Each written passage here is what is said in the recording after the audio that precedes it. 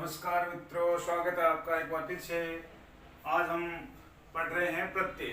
प्रत्यय की दो प्रत्यय हमने पढ़ लिए थे, तय और कत्वतु, और इसके बाद में हम पढ़ रहे हैं सत्री और सानस प्रत्यय।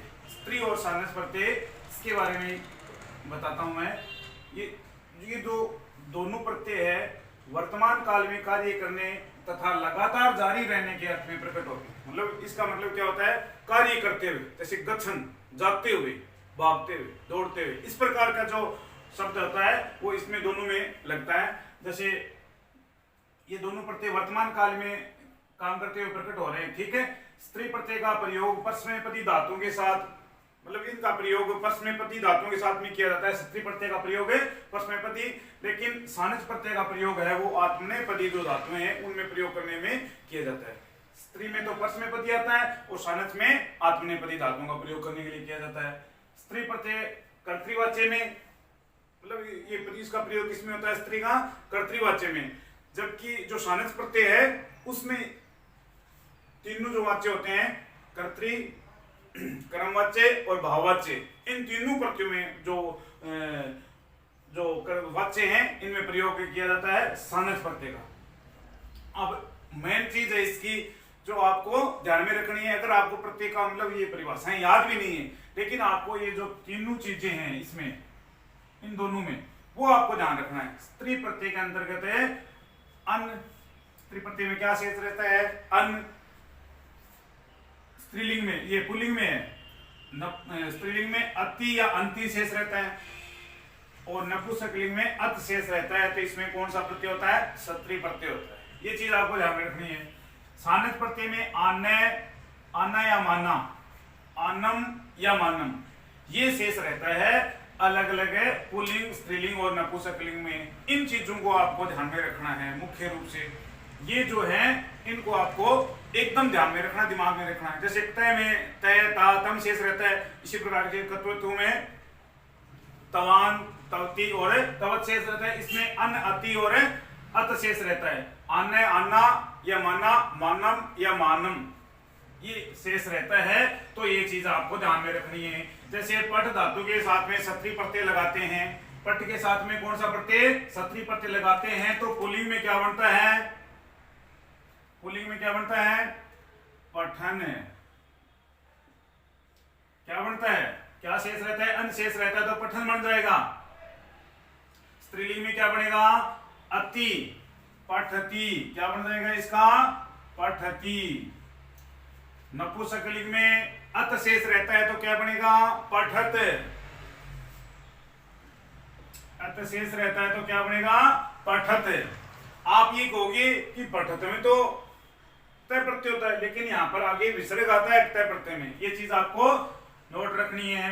इसी प्रकार से गम धातु के साथ में सत्री प्रत्यय लगाते हैं तो क्या बनेगा? गच्छन। ये शब्द बनेगा गच्छन। गच्छति। और नपुंसकलिंग में बनेगा गच्छत। नपुंसकलिंग में क्या बनेगा? गच्छत। इन चीजों को आपको नोट रखना है। पुल्लिंग, स्त्रीलिंग और नपुंसकलिंग तीनों कौन से भी काल का पूछ सकता है। गच्छति आ गया तो आप सोचोगे कि ये कहां से आ गया, लेकिन आपको ध्यान में रखना है कि ये सत्री प्रत्यय का है। क्रीड, क्रीड के साथ में स्त्री लगाते ही क्रीडन, क्या बनेगा? क्रीडन। क्रीडती, क्रीडत, क्रीडत, ये बन जाएगा क्रीडत। अश, ये ध्यान में रखना आपको, यहां पर मुख्य चीज है। अस धातु के साथ में स्त्री प्रत्यय लगाता है तो क्या बनता है? सन बनता है। क्या बनता है? सन। अब ये आ जाए सन, इसमें प्रकृति प्रत्यय बताइए तो आप क्या कहोगे? अस कहां से आ गया? लेकिन ये नियम, इसमें एक सूत्र लगता है, उस सूत्र की सहायता से यहाँ पर क्या बनता है? अस धातु होती है इसमें। सन में क्या होता है? अस धातु। अब यहां पर ये तो हो ही गया, इसका हो गया ना, सन हो गया। अब सन तो हो ही गया। अब सन के साथ में अब हम देखते हैं कि किस प्रकार से ये जो स्त्रीलिंग होता है ना, स्त्रीलिंग में किस प्रकार से ये बनता है। जो अपना जो स्त्रीलिंग वाला जो रूप है उसके अंदर अगर अस में हम लगाते हैं तो क्या बनेगा, यहाँ पर है अस धातु इसमें लगाते हैं तो ये बन जाएगा सन और ये बन जाएगा सती। क्या बनेगा, सती। और नपुंसकलिंग में बनता है ये सत। नपुंसकलिंग में क्या बनता है ये सत, सन, सती और शत। लिख धातु के साथ में अगर पुल्लिंग में लगाएं तो क्या बनेगा, लिखन। ये बनेगा लिखन। यहां पर क्या बनेगा, लिखती। और नपुंसकलिंग में क्या बनेगा, लिखत। नपुंसकलिंग में क्या बनेगा, लिखत। लिखन, लिखती और लिखत, ये बन जाएगा। अब दूसरा प्रत्यय हम लेते हैं सानच प्रत्यय। सेव धातु के साथ में सानच में आपको आने, आना, माना, आनम और मानम, इन चीजों को आपको ध्यान में रखना है, जिस प्रकार से आप स्त्री प्रत्यय में ध्यान रखिए। सेव धातु के साथ में सानच प्रत्यय लगाएंगे तो क्या बनेगा,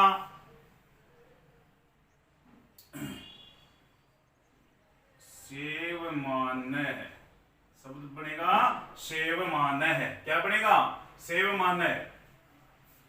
और इसमें बनेगा स्त्रीलिंग में सेवमाना और नपुंसकलिंग में बनेगा सेवमानम। नपुंसकलिंग में क्या बनेगा, सेवमानम। आन मानो या मान मानो, आने, आना, आनम, या माने, माना और मानम, इस प्रकार से आपको इनको ध्यान में रखना है। अब देखो पच धातु के साथ में सानच लगाते हैं, जैसे पच धातु के साथ में कतय प्रत्यय लगाते हैं तो क्या बना था, पक्वय बना था ना। उसी प्रकार से इसमें अगर ये लगाएंगे, सानच लगाएंगे तो क्या बन जाएगा, पचमान। सानच प्रत्यय लगाएंगे तो क्या बनेगा, पकवान। क्या बनेगा, सेव धातु के साथ में अगर हम ये जो पक धातु जो अपनी है, पच धातु के साथ में अगर हम सानच प्रत्यय लगाएंगे तो क्या बनेगा, पचमान। क्या बनेगा, पचमान। और इसी प्रकार से ये जो स्त्रीलिंग में बनाएंगे तो क्या बनेगा, पचमाना। और नपुंसकलिंग में लगाएंगे तो पचमानम। नपुंसकलिंग में क्या बनेगा, पचमानम। पचमान, पचमाना और पचमानम। अब वृत्त धातु के साथ में सानच प्रत्यय लगाएंगे तो क्या बनेगा, वर्तमान। वर्तमान। क्या बनेगा, वर्तमान। और इसमें वर्तमाना। और नपुंसकलिंग में बनेगा वर्तमानम। वर्तमानम। ये चीजें आपको ध्यान में रखनी है। नपुंसकलिंग में क्या बनेगा, वर्तमानम। अब मुद धातु, मुद धातु के साथ में अगर सानच प्रत्यय लगाएंगे तो मोदमान है, मोदमाना और मोदमानम।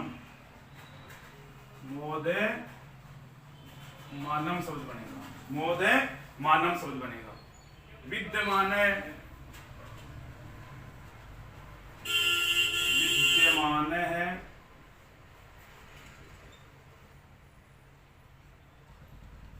विद्यमाना